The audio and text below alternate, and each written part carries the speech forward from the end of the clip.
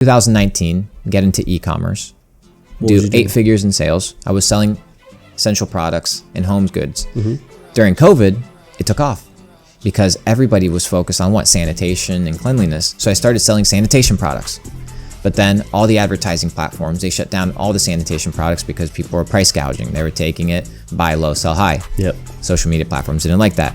So I said, let me repurpose my products and sell them to dogs. So now we're selling sanitation products and household products without talking about, COVID or things of this nature that we're not allowed. Did 8 figures, grabbed all the profits except $10,000. And in the COVID March crash, we put all of our money into crypto.